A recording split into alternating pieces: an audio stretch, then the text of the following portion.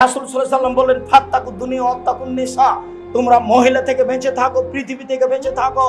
মহিলা যেমন মানুষকে বিপদে ফেলতে পারে, পৃথিবীর টাকা পয়সা মানুষকে বিপদে ফেলতে পারে, এই কথাই ঠিক। তাই তিনি বললেন পৃথিবী থেকে বেঁচে থাকো, না বুঝে পৃথিবী উপার্জন করে নইলে তোমাকে ধোকায় ফেলে দিবে। আর দুনিয়া হুলুয়াতুন খাজেরা, পৃথিবী হচ্ছে মিঠা বস্তু, সাবধান। একলহল বারল ফাজর, ভালো মানুষও খায়, মন্দ মানুষও খায়, অতএব বিবেচনা করে খাও। ধনী হোক তাতে আসে যায় না। বৈধ ব্যবসা করতে গিয়ে যদি কোটি টাকা জরিমানা লাগে তা লাগুক। স্টিমার এসে চট্টগ্রামে থেমেছে, যদি আজকে মাল নামাতে পারি তাহলে জরিমানা লাগবে না, আর যদি কালকে নামে তাহলে রাতে 50,000 টাকা জরিমানা লাগবে সকালে। কিন্তু যার সিগনেচারে নামবে, আমি বলছি একটু সিগনেচার করে দেন, ও বলছে 50,000 টাকা লাগবে। আপনি দিয়ে করেন, আপনি তখন মাজলুম, কোনো সমস্যা নেই। আমার ব্যবসা বৈধ ছিল, ঠিক মতো এসেছে, কিন্তু ও সিগনেচার দেবে না, ও জালেম। আমি মাজলুম, ও ধরা খাবে, আমি ধরা খাবো না। আমার পৈতৃক সম্পত্তি খাজনা দিতে গিয়ে আমার কাছে বেশি টাকা নিচ্ছে, নইলে আমার পৈতৃক সম্পত্তি হারিয়ে যাবে।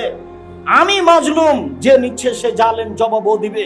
আপনি টাকা দিয়ে পৈতৃক সম্পত্তি রক্ষা করেন, তখন আপনি জালেম নন, তখন আপনি মাজলুম। সম্মানিত দিনী ভাই বোন, বিবেচনা করে উপার্জন করতে হবে, নইলে পরকাল হারাবে। আনাস রাদিয়াল্লাহু তাআলা আনহু বলেন, রাসূল সাল্লাল্লাহু আলাইহি সাল্লাম বলেছেন, মনে রেখো 4টা জিনিস আছে, যদি তোমার থাকে তাহলে তোমার সবকিছু আছে, মনে রেখো। আর এই 4টা যদি না থাকে তাহলে তোমার সবকিছু হারিয়ে গেছে, এটা মনে রেখো। 4টার একটা হচ্ছে ইফাতুন ফি তাওমাদিন, বৈধ রুজি। বৈধ রুজি যদি থাকে সবকিছু আছে, ইহকাল আছে, পরকাল আছে। আর যদি বৈধ রুজি না থাকে তাহলে সব হারিয়ে গেছে, ইহকালও গেছে, পরকালও গেছে। বলছিলাম সম্মানিত দিনী ভাই বোন, বৈধ রুজি, রুজি যদি অবৈধ হয় সবকিছু হারাবে, এই কথাই ঠিক।